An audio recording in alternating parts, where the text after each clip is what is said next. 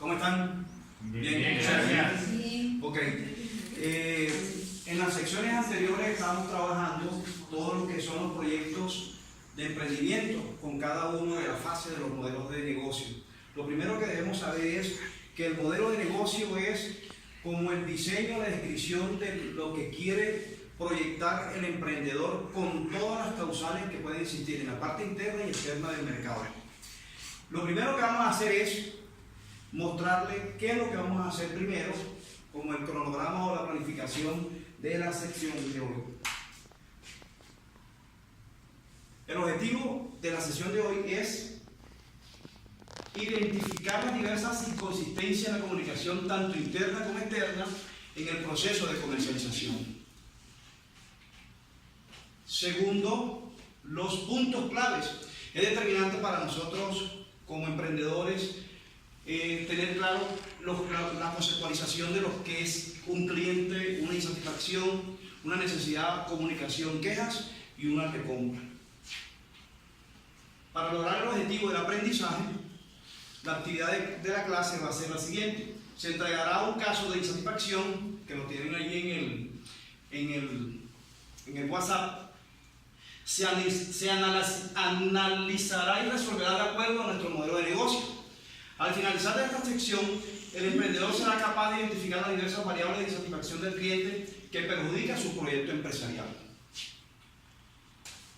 Lo primero que vamos a determinar es ¿qué es un cliente? Compañero, ¿qué es un cliente? Un cliente es una persona que consume un producto de forma más que eventual.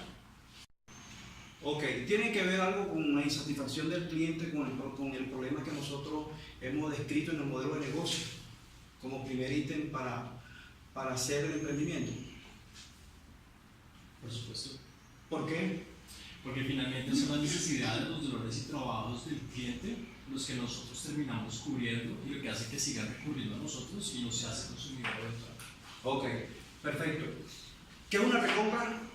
¿Qué es una recompra? Cuando mi cliente se vuelve un cliente frecuente, o sea que me compró una vez y vuelve y compra mi producto o mi servicio, porque sigue satisfaciendo su necesidad.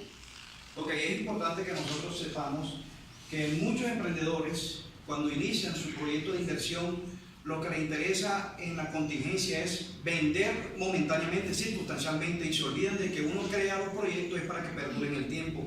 Por ello es que nosotros debemos estar en esa dinámica de cambio, de estar observando el mercado y sus distintas manifestaciones para darle respuesta a ese mercado. Para tener claridad de lo que es el modelo de negocio, ya no vamos a reiterar que vamos a trabajar con el Canvas, porque eso es lo que nosotros hemos visto esta semana de formación. Vamos a colocar un ejemplo.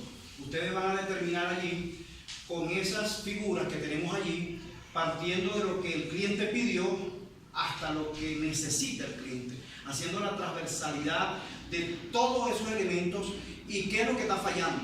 Primero, ¿qué es lo que vamos a hacer entonces en la sesión de hoy? Vamos a comprender las distintas barreras que se presentan por no tener una comunicación asertiva, clara, diáfana.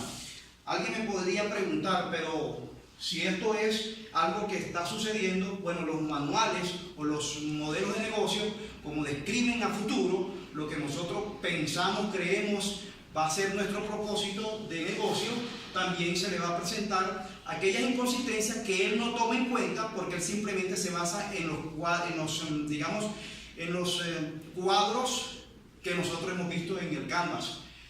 Entonces, la actividad va a ser, viendo el plan que nosotros hemos hecho del Canvas, el que vimos esta semana, dependiendo de cada una de esas variables, nos vamos a pasear por cada uno de los bloques